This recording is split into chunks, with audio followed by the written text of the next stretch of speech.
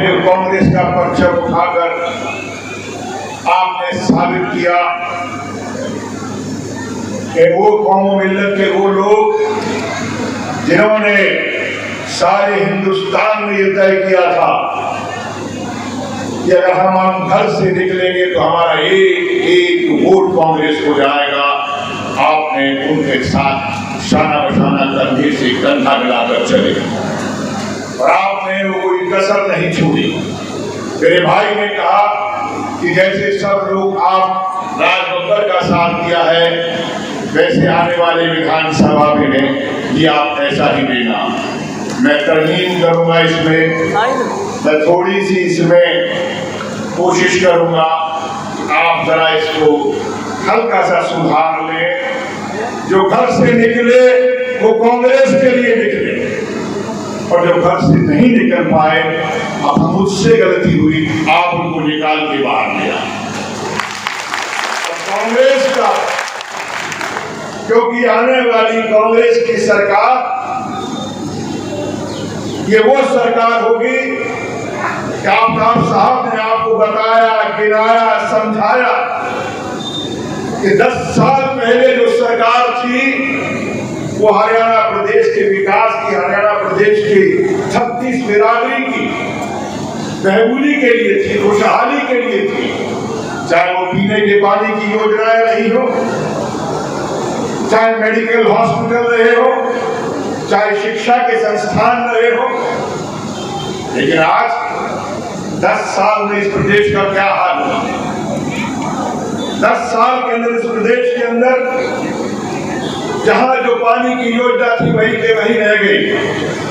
अक्सर लोगों के व्हाट्सएप आते हैं कि पीने के पानी की समस्या है और सरकार ये भी नहीं कर पाई, बल्कि सरकार भी जो पानी दे रही है कुछ तो ब्लैक में टैंकरों से आता है, तो सरकार जो है वो भी टैंकरों से मिला रही है इन तमाम चीजों से निजात पाने के लिए।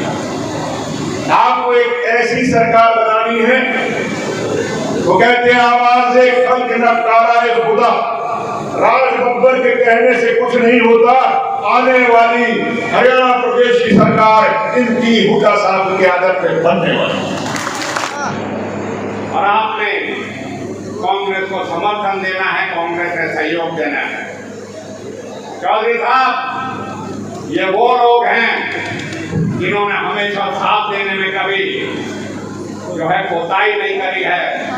आपके सामने लोकसभा का नतीजा है और हमारे पास तो अल्फाज नहीं है इनका शुक्रिया अदा करने के लिए, लेकिन इन्होंने आपकी बात पे, प्रधान जी की बात पे रिकॉर्ड तोड़ मतों से राज बब्बर जी को जो वोट दी और आपका जो आह्वान था भारतीय जनता पार्टी की कुशासन, उनका भ्रष्टाचार और उन्होंने जो नफरत की राजनीति और जो भेदभाव की राजनीति और इस इलाके के साथ जो अन्याय किया, उसके लिए हमारे लोगों ने मिलजुल के 36 बिरादरी के लोगों ने पिछली 2019 के रिकॉर्ड को भी तोड़ने का काम किया। ये हम आपको बताना चाहते हैं और इस बात के लिए मैं शुक्रगुजार हूं, मशकूर भी हूं। और इसमें सबसे बड़ी बात आपकी एक नियत की है, कांग्रेस की एक नियत की है, क्योंकि जब कांग्रेस का 10 साल का शासन था हम मान सम्मान से रहते थे, हमारे बीच में कोई नफरत की बात नहीं करता था, हमें विकास मिलता था, हमें किसी तरह की जिल्लत का सामना नहीं करना पड़ता था। आज हमें वो विकास याद है, हमें वो आपकी जो प्रयास किया था आपने वो याद है। हमें याद है किस तरीके से शिक्षा के लिए आपने अलग से मेवात केंद्र बनाया, किस तरीके से हरियाणा में 1966 के बनने के बाद आपने शहीद हसन का मेडिकल कॉलेज 1000 करोड़ रुपए की लागत से यहाँ अस्पताल और मेडिकल कॉलेज बनाने का काम किया था, जहाँ कहा जाता था यहाँ एक भी डॉक्टर नौकरी करने के लिए नहीं आता, लेडी डॉक्टर कोई कार्यरत नहीं है। लेकिन आपने वो काम करके दिखाया, आपने इस इलाके को मेडिकल कॉलेज दिया, आपने यहाँ हमें 4 लेन दिया। और मुझे आज कहते हुए कोई हिचक नहीं होती, आपने यहाँ के पेट को की प्यास को बुझाने के लिए राजीव गांधी पेयजल योजना दी। हुड्डा साहब, 55 लीटर प्रति व्यक्ति का 2008 में आपने रेनिवेल प्रोजेक्ट किया था। आज 15 साल हो गए, दावे किए जाते हैं 70 लीटर प्रति व्यक्ति के लिए, लेकिन आज जो आपकी स्कीम थी उससे भी आधा पानी दिया जा रहा है। इस बीजेपी सरकार को पानी देने में भी हमको नाकाम रही है। अभी हाहाकार पानी की मची है, अपने बार बिजली की मांगी है। जो आपने पावर हाउस बनाए थे, जो यहाँ तरक्की के काम किए थे, मैं समझता हूँ आज सड़क से हम महरूम रहते हैं। अलवर का जो रोड है मुंह से अलवर का, उसको खूनी सड़क का संज्ञान दिया गया है। और इस सरकार ने आपकी दी हुई सड़क को 2018 में विड्रॉ करने का काम किया है, मुंबई एक्सप्रेस का बहाना देके।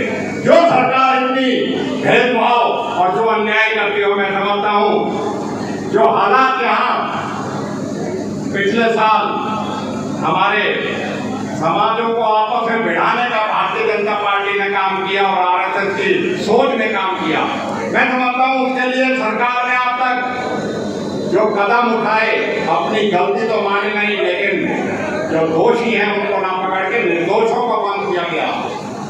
कानून वो लगाया गया यूएपीए का जो आतंकवादियों पे लगता है। यहाँ ये आतंकवादियों की जमीन नहीं है, ये शहीदों की जमीन है।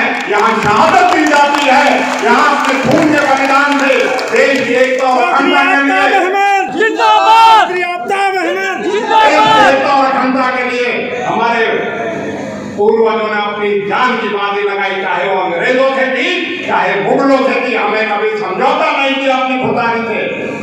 आज राजनीतिक षड्यंत्र करके हमारे विधायकों पे मुकदमा करा जाता है, हमारे निर्दोषों को जेल में बंद किया जाता है। ये सरकार की अपनी नाकामी को छुपाने के लिए जिन्होंने इस तरह की कार्रवाई करी है। थोड़ा सा मैं चाहूंगा कि आप एक बड़ी लड़ाई, लोकसभा की लड़ाई तो जीत चुके हैं, अब हमारी लड़ाई रह रही है विधानसभा में। हमने तो 2019 में भी आपका हुक्म पे इस इलाके में जो विकास आपने किया था, जो प्यार आपने दिया था, जो अपनापन आपने दिया था, तीनों के तीनों सीट आपकी झोली में डाली थी।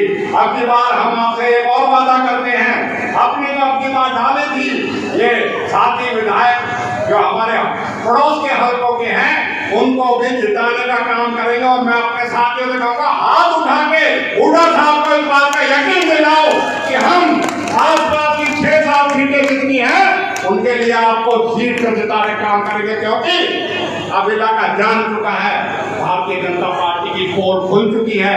जैसे गुंडा जी थे, उन्होंने विवाद के लिए कितने काम किए, और अब जब से सत्ता छोड़ी है 2014 से 24 तक आज तक इस सरकार ने विवाद में कोई ऐसा काम नहीं किया जिसकी हम यहाँ इस मंच के माध्यम से बता सकें।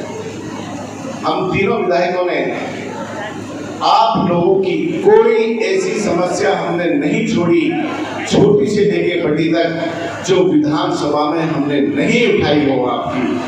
लेकिन इस बीजेपी सरकार ने आज तक नहीं सुना।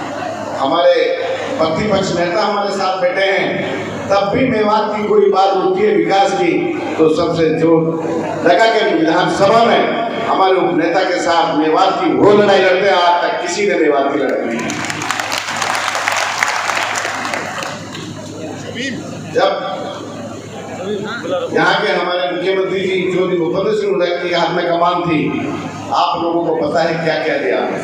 बच्चों के लिए 3-4 पॉलिटेक्निक कॉलेज दिए, जो आज यहाँ से इंजीनियर बनकर भी काफी जगह अच्छी नौकरियां पा रहे हैं।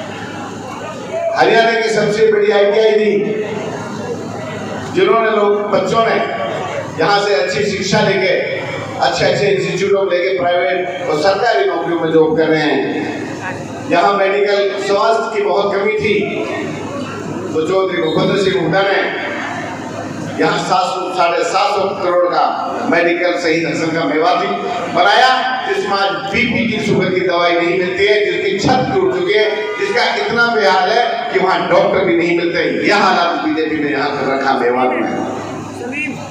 पीने की पानी की कमी थी, जब कोटल गांव से रेनीवेल का 450 करोड़ राजीव गांधी परियोजना के नाम से मेवात वासियों की जो प्यास थी वो बुझाई थी।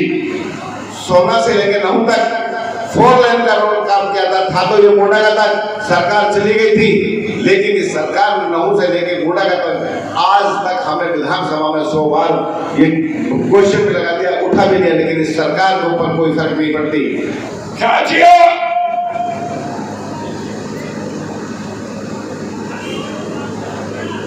पिछली सरकार जो ये रही है, इसमें दफ्तार जो बीजेपी ने किया है वो किसी से छुपा हुआ नहीं है।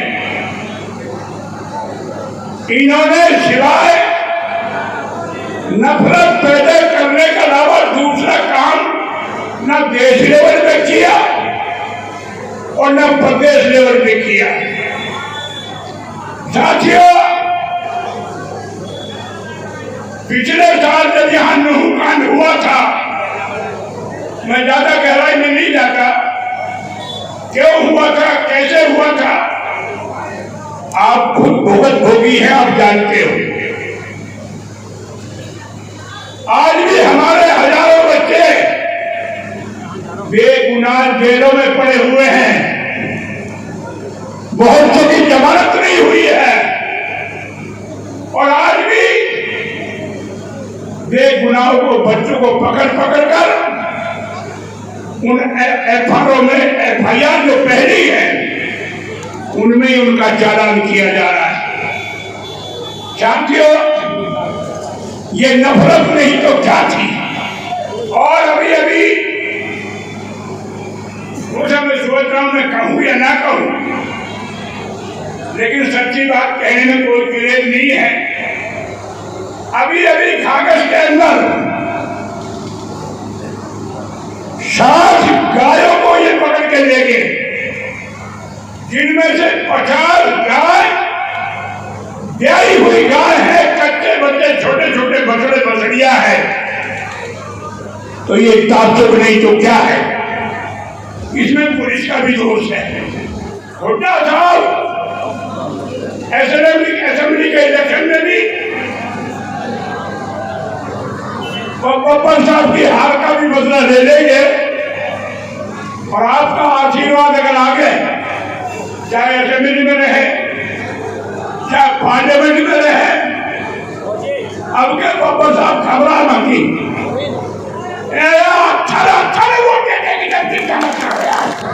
भाई इब्राहिम भी आ रहे हैं, ये भी मेरे मुकाबले में कैंडिडेट है,